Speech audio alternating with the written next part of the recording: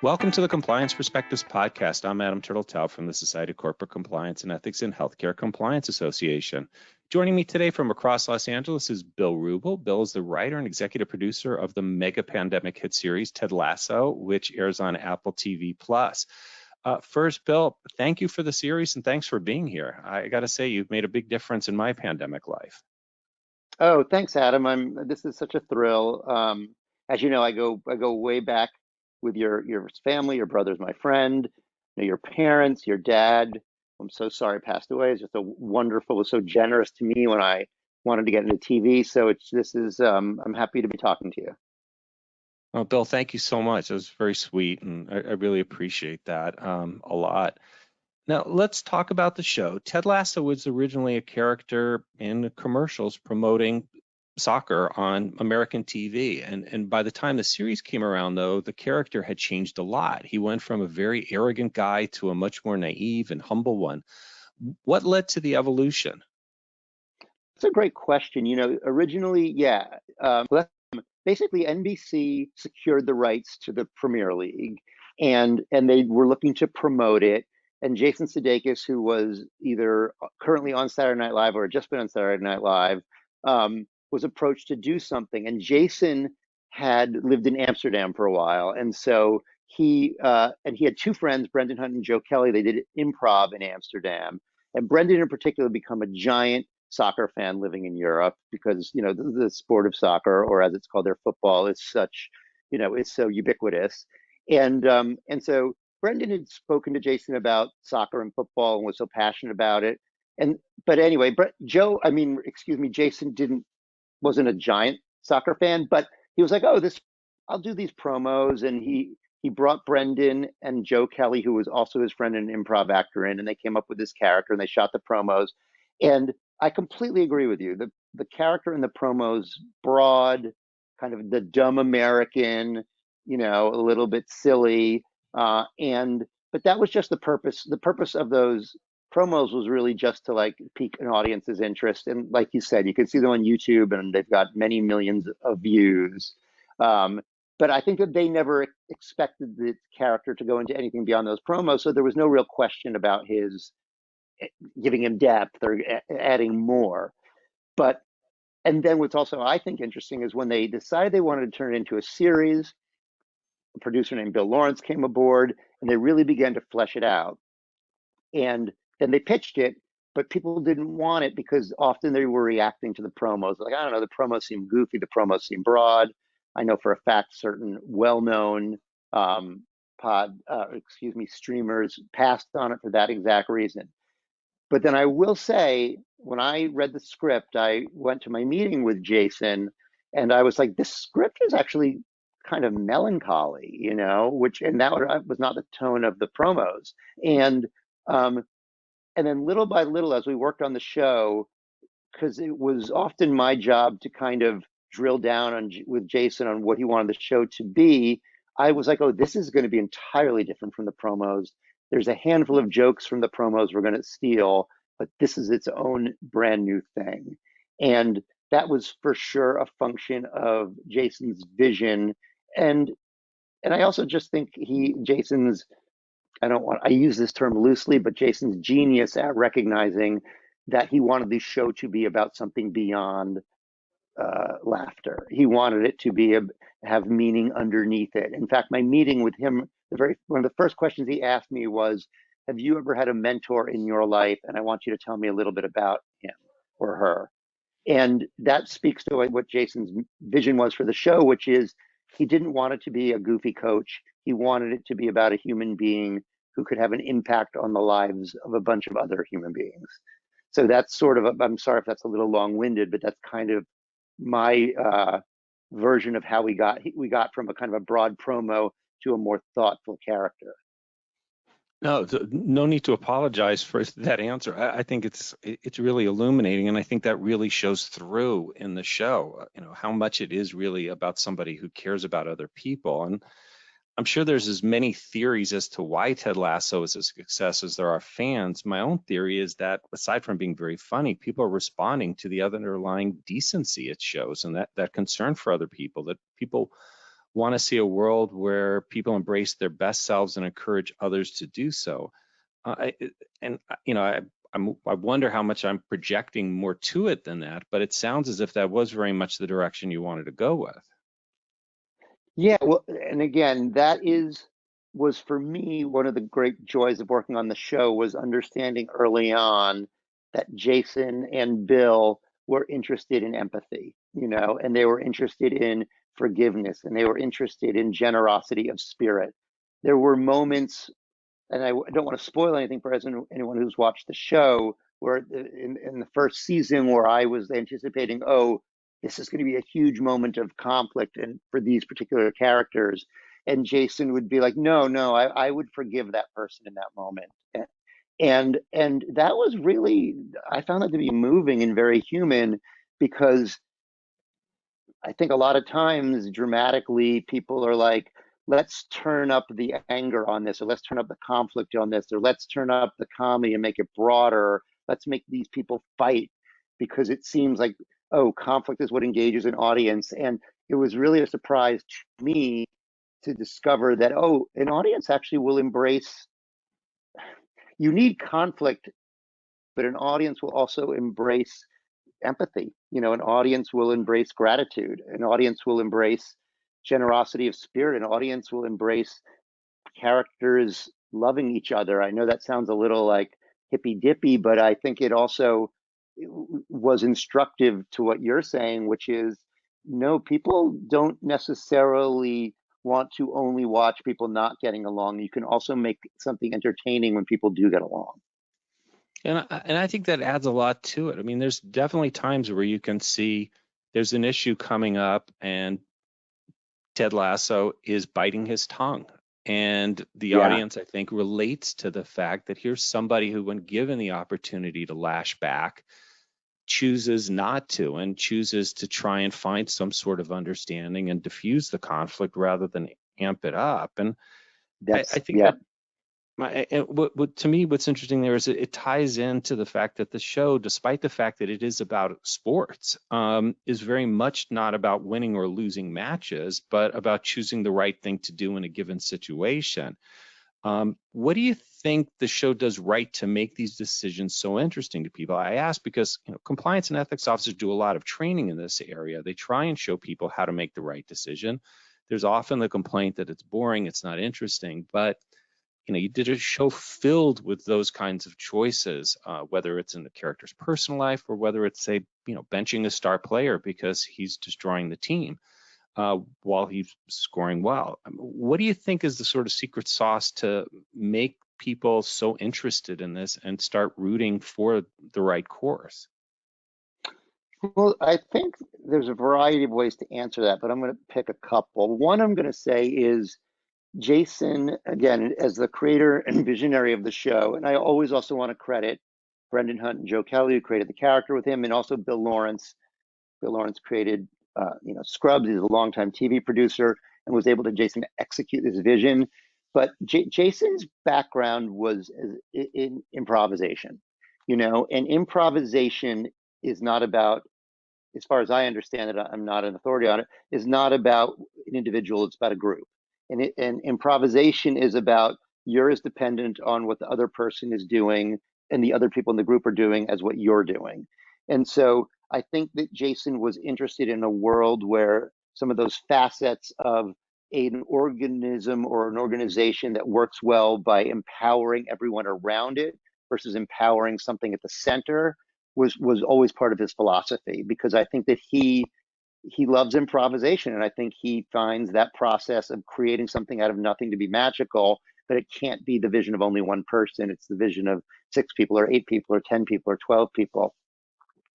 And we definitely talked about issues of leadership. And there's, I'm sure people know of the work of Brene Brown and about vulnerability and about how great leadership is more about openness than being shut off. And so, again, I think that idea early on was part of the world that we were creating. I recently read a wonderful leadership book by a man named Matthew Barzun, Barzun. He had been President Obama's ambassador to the UK. His book is called The Power of Giving Away Power. and it's very much about how, and again, it sort of debunks the idea that everything has to flow from the top. So Jason, I think, was interested in how organizations can flower without being fully centralized, and how an entire uh, company team can grow because the individuals are growing, because they're being encouraged and operating not out of a feeling of fear, but a feeling of curiosity. Be curious, not judgmental is one of the popular lines from the first season. And I do believe that's a theme that he's interested in. And again, and then we as a writing staff and the actors on the staff, I think we're all able to, oh, that's what he wants to do. And hopefully we then at that able, we're able to nurture that idea and give it life in all the work we did. Well, you certainly did give it just tons of great in life. Now, let's talk about, in some ways, the sort of the anti-Ted, which is Roy Kent, who's one of my favorite characters. I mean, he started out and is still probably the crankiest, angriest man in the world. But it emerges over the course of the series that it's not just because he's obsessed with winning. I mean, he does have that drive to command everything. It's because he has also an incredibly strong and seemingly instantaneous sense of what's right and wrong, and no patience for anyone that he sees doing something wrong. And to me, that's a great contrast to Ted, who tends to be patient and more nurturing. Ted wants to change the world with love. Roy is ready to fight everyone, including a small child who does something wrong. Am I seeing more than is there, or was it a conscious choice to show the different ways we can all deal with the wrongs we see around us? Yeah, I believe that it was a conscious choice. Obviously, there's Roy, I think, is an example of, at least one of my opinions of, there's different styles of leadership, and there's Ted's more loquacious, empathetic, I see something in you leadership, and I'm going to nurture it, and I'm going to actively nurture it. And then I think there's Roy leadership, which is more, it's less verbal, And I also think that the idea behind Roy is this is a man who's been playing professional soccer for 20 years, and he's probably done nothing in his life since he was a child but be nurtured to play football.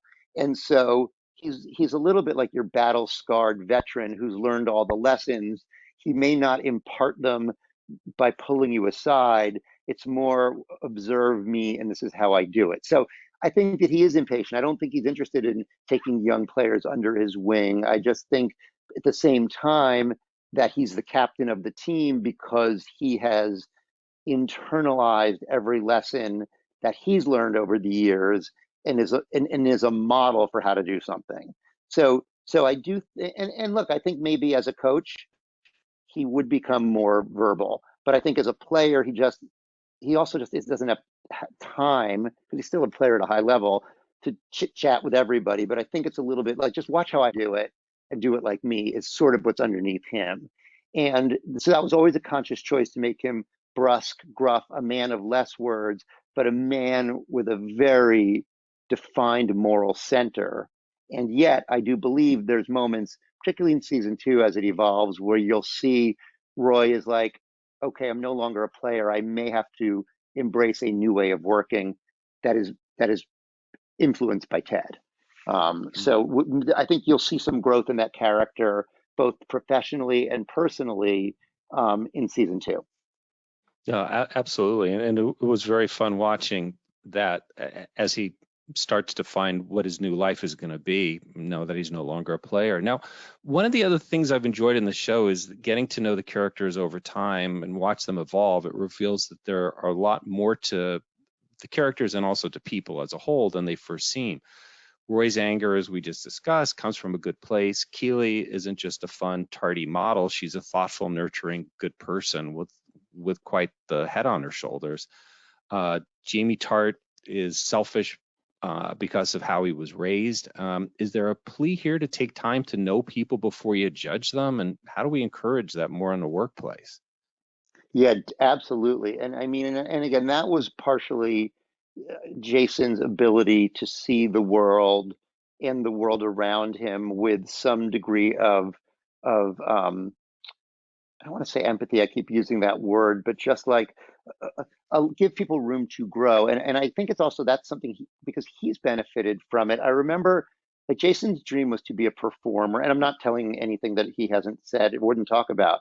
And he did well, and he was an improv performer. But then his first job at Saturday Night Live, he got hired as a writer, not as a performer, because and he told this story because Tina Fey said to him, well, if you can improvise, you can write, so you're going to start as a writer, which probably was discouraging to him. And yet he was like, okay. And by the way, it's still a great job, I would imagine, writing on Saturday Night Live. And then he also said that when Tina Fey would run that writer's room, somebody like him who was a little nervous at first, she would be like, what did you say? She was very aware of clocking the participation of every single person in that writer's room, and she was very good at encouraging the people who weren't as loud but had points of view, and she would note it. So for me, I always took that away, that Jason learned a lot from Tina Fey, who was a person who had the insight and wisdom to look around the room of however many people are on a writer's staff and be like, well, maybe the loudest isn't the best. And I was really taken with that. And I've heard Jason talk about the other writers he's worked with on Saturday Night Live by name and be like, oh, and this person can contribute that, and this person can contribute that. And I was very moved by that because having been on a number of writing staffs where you're typically competing with the person to your left and your right to get your jokes in, it seemed that there were people at Saturday Night Live Jason learned from that he has now internalize that lesson of like, you never know where the good idea is going to come from. It could be there from the person who's been there from an hour for an hour. It could be there from someone who's been there for 10 years. And to me, that should apply to any business, whether it's a TV show or any world. Just don't underestimate the other person in the room and be prepared to draw on them in a way that you don't know. It might be somebody who's shy. It might be somebody who's awkward. It might could be somebody who stammers. It could be somebody who has frankly has been a performer and never been a writer, has been an editor and never been a writer. They've been hired. Like Jason's very good at not. And again, I think this is just a vision of leadership and organization that I really like, which is just don't have preconceptions, and I think that that's Jason's view of how to coach that team, which is on the surface, Jamie Tart is one thing, but maybe underneath it is another thing. On the surface, Keely is one thing, but maybe she's another thing. And I think that that's hopefully um, that's a feeling that kind of flows throughout the show. Oh, it absolutely does. And the struggle that you're talking about and the effort there to not prejudge what kind of person you want and how people should behave, I think is something that organizations of all kinds wrestle with. There's a vision of what a person is at X company, but the broader you can set that vision and the broader that you can encourage people to bring the various aspects of themselves and feel comfortable, the likely they are to speak up in a meeting when they're writers sitting around the table, but also the more likely they are to speak up when they see something wrong and they've got to report to someone that there's something here that's Yeah. not good for us that could be highly problematic. Well, Bill, thank you so much for sharing all of this with us, and thank you so much for both seasons of the show. I think I speak for many who've watched it who can't wait for season 7 because we want it to at least go that long, and by which point, hopefully, Richmond will be the champions. Anyway, so thank you so much. Enjoy this time, and I want to thank all of you for taking the time to listen. I'm Adam Turteltaub from SCCE and HCCA. I hope we're able to expand your compliance perspective.